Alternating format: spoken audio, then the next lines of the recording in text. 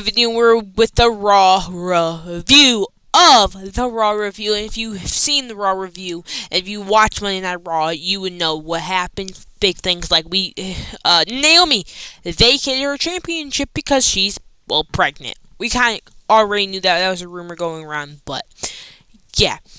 So before we get into the video, big thumbs up, hit the subscribe button if you are new, because I'm on the road to 5 subscribers. Really like to get to for the end of the year. Anyway, I have a beef for it. Anyway, let's hop into today's video. The show kicked off with the World Heavyweight Champion Seth frickin' Rollins and The Vision. And we also got the Shul Fala, aka Tribal Thief. Did you acknowledge him today? Did you acknowledge your Tribal Thief today? Don't know if you did, bro. Don't know if you did. But Paul Heyman got on the mic and talks about how he would have a statue here in Philly. But he's way too humble to accept that. Humble. And then he says Braun Breaker is going by the big dog now. And the Tribal Thief took out Roman Reigns. And mentioned Roman Reigns multiple times in this exact promo. Which made people think, is Roman Reigns here? Or is Roman Reigns going to show up in the main event? He did. He also said that Seth Rollins pinned WrestleMania at WrestleMania, which doesn't really make 100% sense to me, because how do you pin WrestleMania at WrestleMania? Like, WrestleMania is not even a person; it's an event that is the biggest wrestling event in the entire calendar year. So pinning WrestleMania at WrestleMania doesn't really make 100% sense, unless Seth is some type of, I don't really know how that would work. Unless he's talking about Roman Reigns. But I don't think Roman Reigns is named WrestleMania. Is it? Can someone check that out? Yo, Johnny. Is that his name? No? Okay, good. Yeah, he's making stuff up now. Paul Heyman. Maybe you should get some checked out.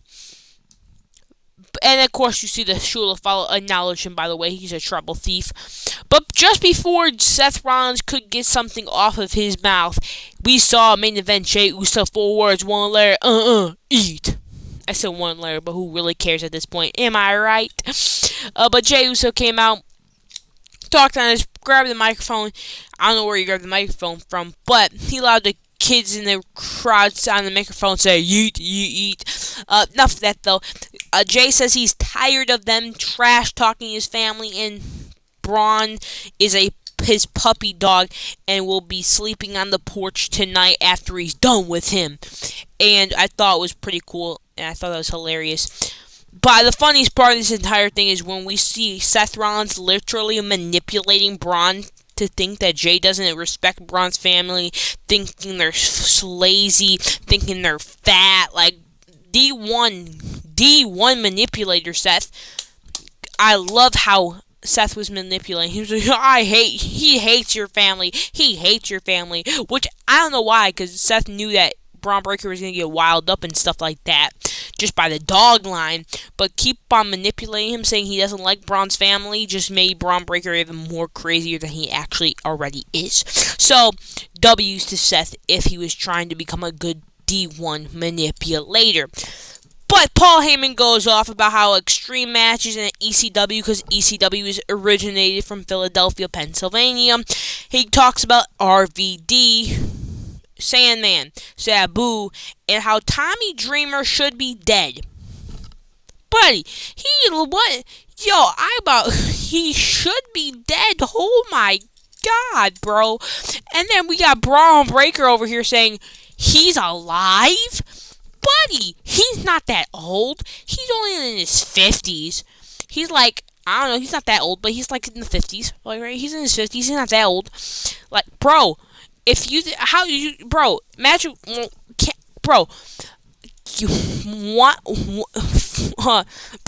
Braun Breaker's gonna be shocked when he finds out Paul Heyman's age. He's gonna be shocked when he finds out Paul Heyman's age, because Paul Heyman's older than Tommy Dreamer. Like that, I cannot wait for this. This is gonna be crazy. But anyway, this ended up turning into a Braun Breaker versus Jey Uso main event Extreme Rules match since they were in the city of Extreme. We saw the Kabuki Warriors and Io Sky talking, and where they were basically saying sorry for what happened last week, and Io basically explained to them that she doesn't want their help today, and they just need to stay back, do nothing, and watch my match and how good Io Sky was.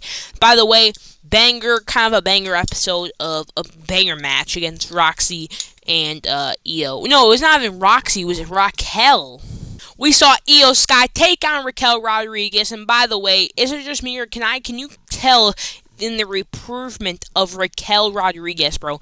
Raquel has gotten so good over the past couple of months. Like, it's not even a joke. It's not even a joke at this point. Like, they're so good. She's so good at this point, and this match against Io Sky was just a perfect of a match to have on this episode of Monday Night Raw.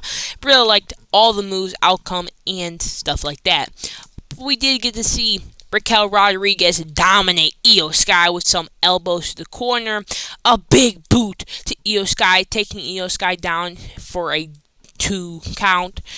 But then Io decided to give Raquel Rodriguez a little taste of her medicine by kicking her in the back of the head. That's where her feet landed. And tried to go for the bullet train. Raquel caught her in midair, threw her up somehow, and it was crazy. Io somehow anyway hit it with a DDT to miss it. They ended up going to the outside when Io did a dive to the outside. She got caught by Raquel. Raquel picked Io Sky up and threw her in the LED post, which was devastating. Not as devastating, though, as when this happened. You don't know what happened here. But what ended up happening is Io Sky got out of whatever Raquel Rodriguez was doing, ended up hitting the Mighty Moonsault for the 1, 2, 3, 1, and Io Sky wins the match. But Roxanne Perez attacks Io Sky, then "This is my brutality" new tattoo. Rhea Ripley comes out, takes out Raquel and Roxanne Perez, and does the work, and they are cheering, and Io and Rhea are about to have the biggest tag team in all of WWE Women's history. We see Rhea Ripley and Io Sky talking. As you can see, we got Rhea's new tattoo. Oh, wait, no, sorry. This is Rhea's new tattoo right here. As you can see, Rhea's new tattoo. Talking to Io Sky, and we see the Kabuki Warriors come in, and Asuka was mad, and this basically made Io Sky crash out because of what Asuka said, because, I don't know, she was mad at Io that Rhea could help, but not them. I don't know. But question, why is Rhea wearing, like, this black part? Like, she could literally just not wear that at all. You know what I'm saying? She should wear this red one. Maybe nothing at all, honestly, personally. Never mind. Penta ended up getting his finger bitten by Xavier Woods because Xavier Woods hates Penta that much that he's willing to bite someone's finger off just to get the win in a match, which I think is honestly diabolical, but that's your opinion. We did see Penta go flying off the top rope onto Grayson Waller and Xavier Woods and Kofi Kingston, and we did see Penta give a nice kick to the chest of Xavier Woods. Also, a beautiful Mexican Destroyer for the 1, 2, 3. We see the Judgment Day versus this was versus Mr. Iguana and Dragon Lee, man. Let's go, man. This was a W show. We saw both Dragon Lee and Mr. Iguana go flying on JD McDonough and Finn Balor respectively. Dragon Lee did get hit with a poison roundup by JD McDonough that looked nasty because of this amazing selling ability of Dragon Lee. Dragon Lee did this crazy thing where he tagged in Mr. Iguana when Mr. Iguana had Lyeska in his hand, or Lyeska was biting Finn Balor's hand, jumped off that top rope thing right here onto JD as Dragon Lee handled Finn. Though that didn't get them win because JD McDonough hit this picture perfect springboard moonsault on Mr. Iguana, letting Finn Balor getting hit straight in the jaw for a super kick. But this ended up costing Dragon Lee because he got hit with the slingshot shotgun drop kick into a coup de grace that looked absolutely devastating for the 1, 2, 3. Your winners of today's match was Finn Balor and JD McDonagh. I don't know why there's a big pause here, but that wasn't the end of the match because we saw the corporate champ himself, that lowlife in Valkingo, come to take on, but he took a nice devastating. He gave the greatest Intercontinental Champion of all time a nasty in-the-face dropkick for no reason at all.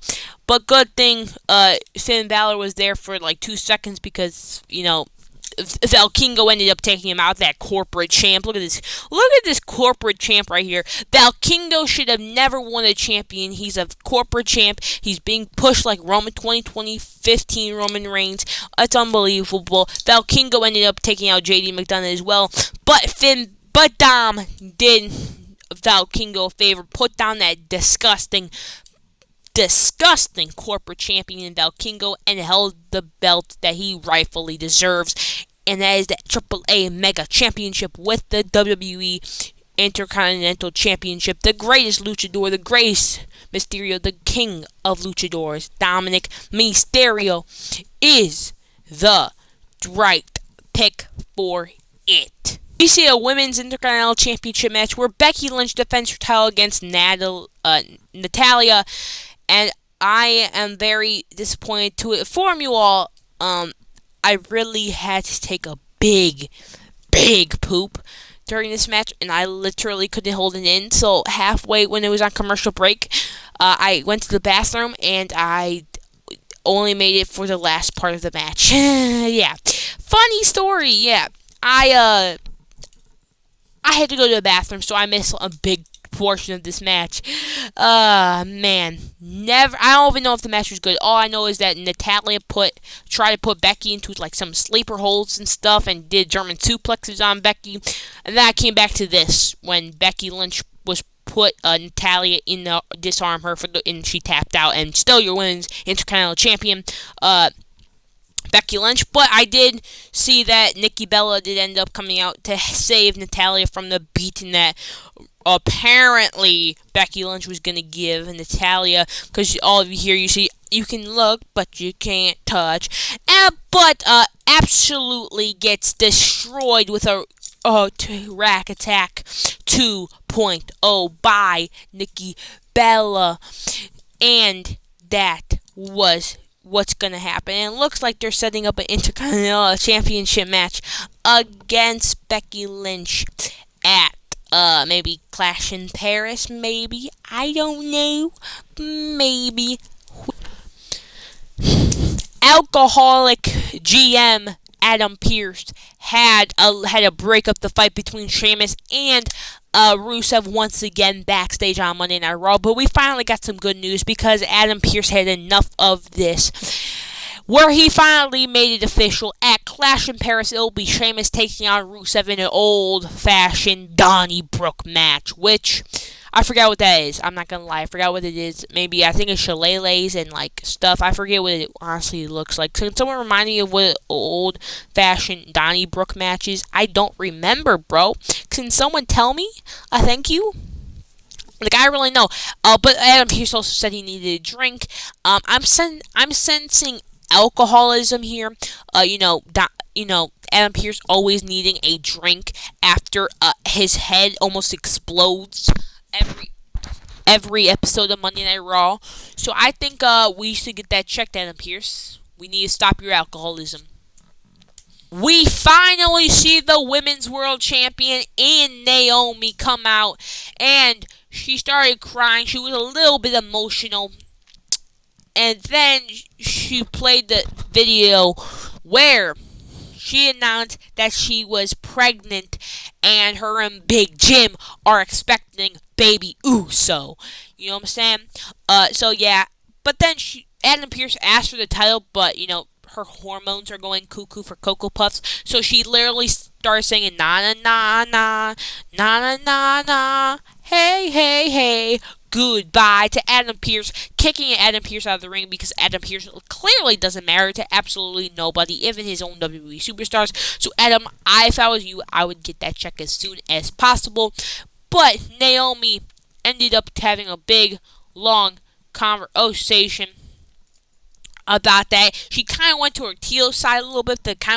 She was a tweener in this promo, but she did say that when she's done taking care of her child after she'll probably be gone for like a year and a half. After she's done with the pregnancy and stuff, she will come back and she will continue where she left off and is the same character as what she said in the promo, which I'm glad because this is the best Naomi we've ever gotten, and it would be a shame if we never saw the ending of this character. So I'm glad she officially said that she's coming back after she's done probably a year and a half after she's done taking care of doing all the stuff that you need to take care of a human child. So yeah. Also, imagine if the baby starts coming out of the womb yeeting. Yeet, yeet, yeet. If it starts yeeting, is that Jay's kid? Never mind. We finally make it to the Extreme Rules match where we see for some reason, a garbage can with a bunch of metal kendo sticks. I think there might be a crutch in there.